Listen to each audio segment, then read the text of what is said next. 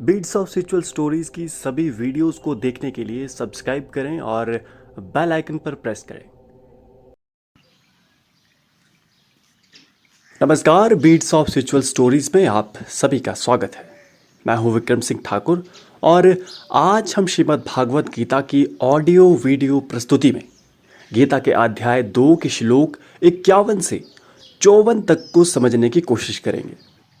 तो अध्याय 2 के श्लोक 51 में भगवान श्री कृष्ण कहते हैं, ज्ञानी मनुष्य अपनी बुद्धि को परमात्मा में स्थित कर और कर्मों से उत्पन्न फल का त्याग करके जन्मों के बंधन से मुक्त हो जाते हैं। ऐसे मनुष्य निर्विकार परम पद को प्राप्त करते हैं। बुद्धि योग से मनुष्य कर्म की कुशलता प्राप्त कर सकता है और इसी जन्म में दुखों पर विजय प्राप्त कर सकता है। बुद्धि योग की महत्वता को बताते हुए भगवान ने आगे कहा कि जो मनुष्य अपनी बुद्धि को परमात्मा में स्थित करने में सफल हो जाता है, वे जन्म और मृत्यु के बंधन से मुक्त तो होता ही है, वरन इस जन्म के बाद सबसे उत्तम पद को प्राप्त करता है, भगवान श्री कृष्ण के धाम में निवास करता है।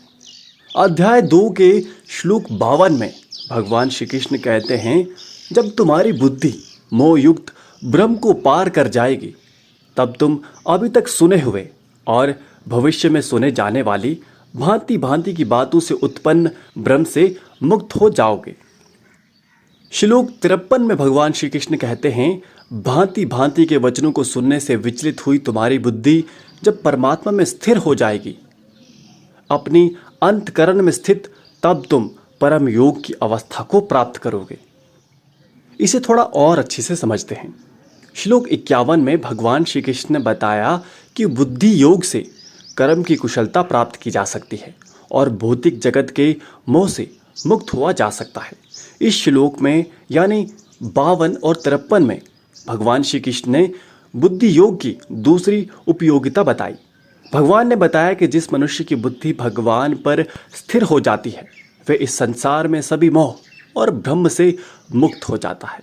इस श्लोक में भगवान ने विभिन्न शास्त्रों की सीमा भी बताई और स्पष्ट किया कि कभी कभी विभिन्न शास्त्रों के विभिन्न रूप में प्रस्तुत होने के कारण और विभिन्न लोगों द्वारा विभिन्न रूप से व्याख्या करने के कारण मनुष्य में भ्रम हो सकता है, लेकिन जिसकी बुद्धि ईश्वर में स्थित होती है, वे अपनी आत्मा को जागृत कर लेता है और सभी प्रकार के भ्रम से मुक्त हो जाता है।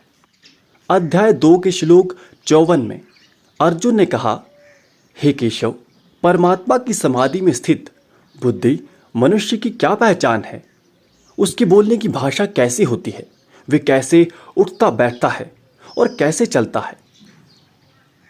भगवान श्री कृष्ण ने अर्जुन को समाधि की महिमा बताई और ये स्पष्ट किया कि जिसकी बुद्धि ईश्वर में स्थित हो जाती है, उसके सभी कर्म पवित्र हो जाते हैं और वे मोक्ष का भागी होता है। तब अर्जुन ने भगवान से समाधि में स्थित मनुष्य की पहचान पूछी। समाज में किसी व्यक्ति को देखकर कैसे पता किया जाए कि वे ज्ञानी है या नहीं? तो ये था अध्याय 2 का श्लोक 51 से 54। इसके आगे के श्लोक में हम जानेंगे कि अर्जुन के प्रश्न यानी ऐसे मनुष्यों की क्या पहचान है जिनकी बुद्धि परमात्मा में स्थित होती है। तो जुड़े रहिए हमारे चैनल के साथ, और अगर आपने हमारे चैनल को सब्सक्राइब नहीं किया है तो जल्दी से करिए, जिससे आपको हमारी आगे आने वाली सारी वीडियोस की नोटिफिकेशन सबसे पहले मिल सके। धन्यवाद। जय श्री कृष्ण।